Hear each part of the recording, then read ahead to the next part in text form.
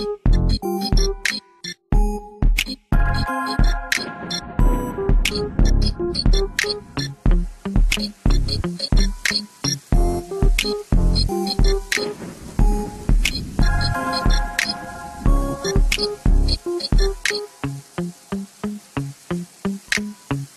the time that David was king, a while after Goliath was slayed with the slingshot.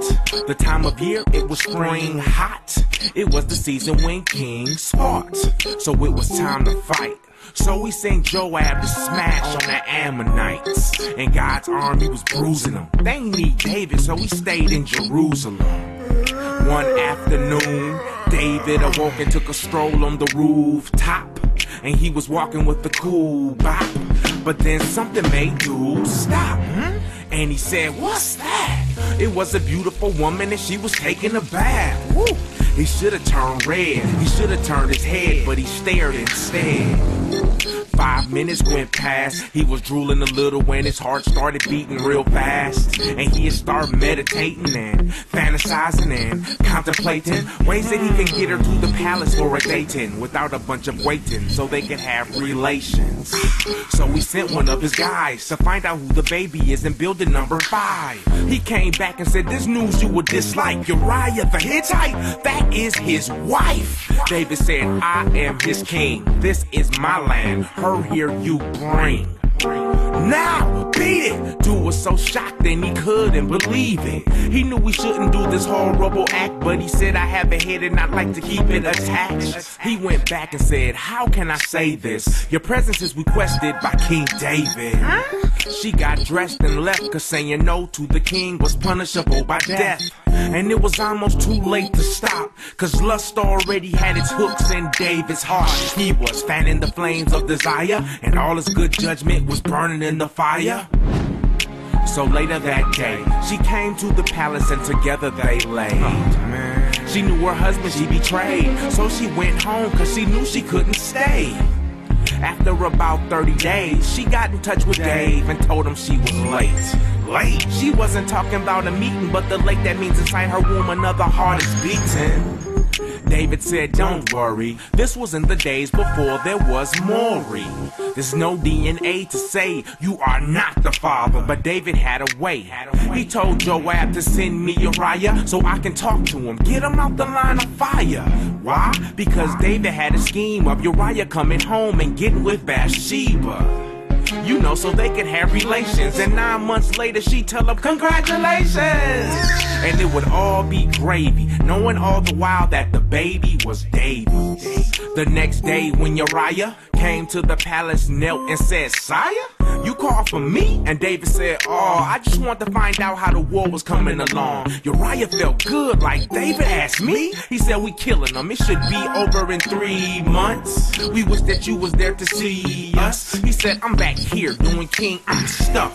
We got soldiers on the east and the west." David cut him off and said, "Okay, that's great, go get some rest." But Uriah was a stand-up guy. He didn't go home, he spent the night outside. The next morning when David went down to the courtyard, he found Uriah sleeping on the ground. He bent down and said, "Dude, are you berserk? I tell you to go home but find you sleeping in the dirt. You've been gone for a year. That's kind of strange. Being out there with those men hasn't brought about a change, has it? Picked up some bad habits? This is the Lord's army and you know I can't have it." Uriah said, "No sir, I'm all man, but you was in the service, surely you can understand God's ark and his army, sleeping in tents and fields. No way that I can be convinced to chill with my wife, whining and dining, while my fellow soldiers are fighting and dying." He said, "I stay here for the night, and then tomorrow morning I will send you back to fight." He sent an invite to Uriah the Hittite and told him he can dine with the king. After a lot of persuasion and a little conversation, they had ate and he had started drinking. And every time he would drink the wine in his cup, David would wave at his servants and say, "Fill it up." And he was drunk as a skunk. He hadn't had that much to drink in many months. And he was staggering, his words were slurred, and he said, King David, you are King David, you are great and you deserve this." But the king was sober. He said, thank you. Now won't you go on over to your house, lay with your spouse, kiss her on the mouth, grab a hold of her blouse, and you know, Uriah said, yeah, I like how that sound. He walked out the palace and passed out on the ground. David said, I see this won't be easy, so I think I better go with plan B. The next morning when David awoke, he got his pen and his pad and he wrote Joab a note. He said, put Uriah on the front lines, then move everybody else, leave him there and let him die. And then he signed King David, gave it to Uriah and he said, please take it to the field. Homie, it was real, I'm glad we got the chill. Do it again, we will, so don't get killed. Uriah said, oh, I won't. Until the next time, your highness, I'm gone. Hopped on his horse and left, and with a smile on his face, he delivered his death. Yes, Joab got the note, put him on the front lines. One time, it was all she wrote. And he was slayed in the fighting, but technically he was killed by David's writing. And when the king got the report, he said, hey, that's war. Ain't nobody out there too good for the sword. And Bathsheba mourned, and a couple days later, David sent for. They got married and had a kid, but the Lord, he was very upset with what David did. And so he sent Nathan in to tell David a story, and it went like this. There was two men from a certain town, one was rich and one was broke. Okay. The rich man owned plenty animals and land, but one lamb did the poor man own.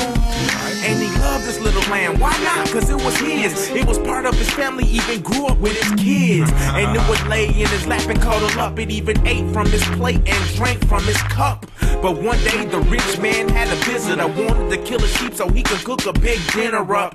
But instead of going out to his barn, he snatched the poor man's little lamb out his yard. What? Killed him, served him up to his guest. David was furious and said, that man deserves death. Matter of fact, he better give him 4 just to make up for the poor man's lamb that he stole. Nathan said, yeah, you're right, this is true. But the Lord God says that the rich man is you. I made you king, gave you everything you need. How could you even think of such a horrible deed? You killed Uriah, yeah, you took his life. And to make matters worse, you went back and took his wife.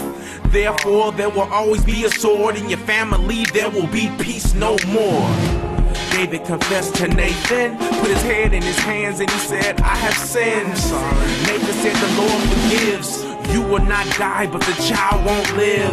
And David hoped he can change his mind, so he fasted. But 7 days later, the baby died. There's more than one moral to the story, because all men have fallen short of God's glory. But if you find yourself in sin, you can repent, turn around, but never go back again. And lust is a dangerous thing, ready to sting every being from teens to kings. Watch out.